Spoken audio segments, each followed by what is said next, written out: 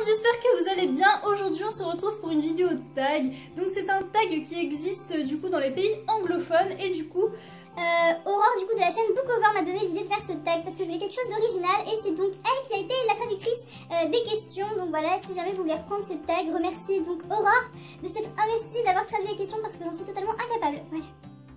On commence tout de suite. Première question, Sims original, le meilleur auteur. Donc pour moi le meilleur auteur c'est Kerstin Gill. Je sais même pas comment ça se prononce mais bon.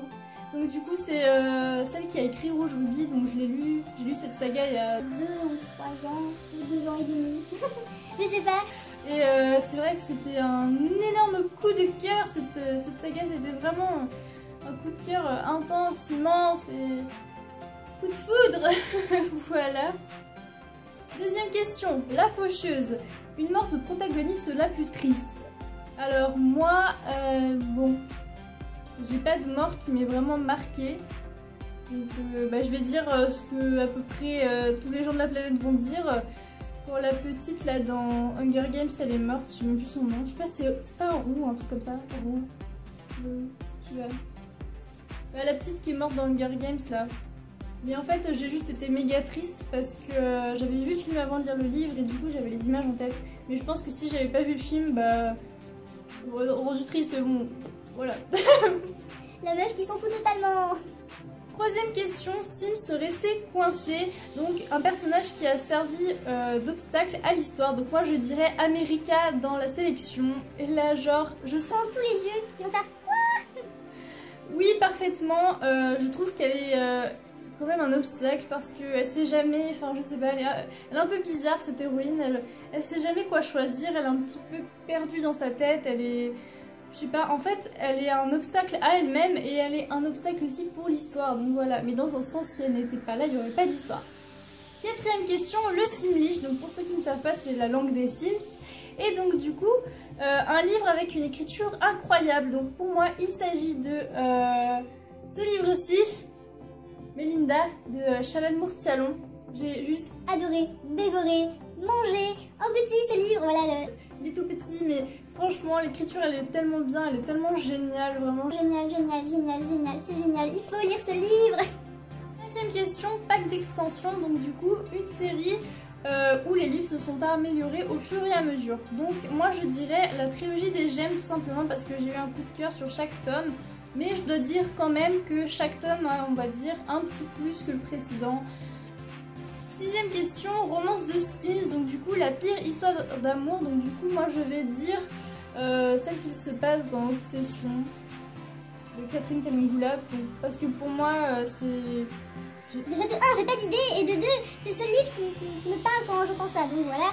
La romance elle est pas loin, un petit peu bateau. Génial. Que dire de plus? Rien. Voilà. Septième question. Triche, un livre qui était tout à fait, totalement irréaliste. Donc pour moi, je dirais Unders, du coup le tome 2 de Starters, parce que je l'ai lu et j'ai complètement trouvé ça, je sais pas, il y avait pas mal de moments que j'ai trouvé, excusez-moi du terme, un petit peu débile. Ça n'avait aucun sens, aucune importance. Donc pour moi, ce serait ce livre-ci.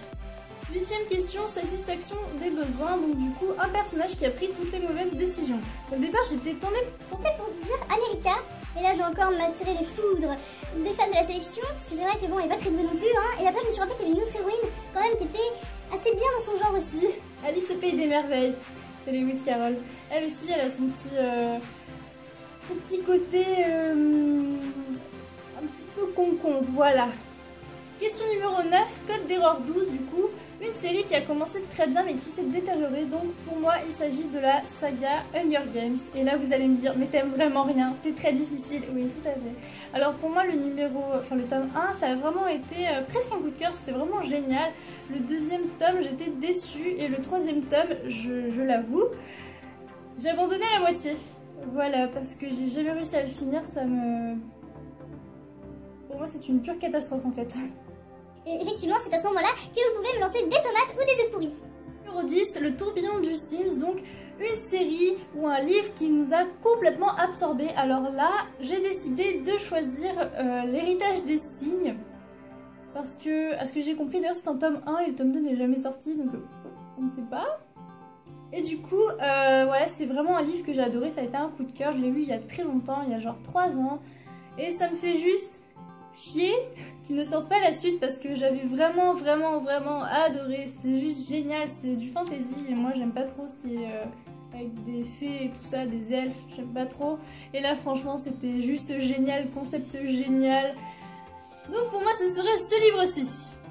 Alors, 11e question, qui tag-tu? Donc déjà, je vais taguer ma chère Aurore parce que quand même, elle a participé, contribué à cette vidéo, donc je la tag volontiers. Et je tag aussi toutes les personnes qui regardent cette vidéo, voilà. Comme ça, il y aura peut-être plein de monde. Bon bref, je vous fais plein de gros bisous, salut!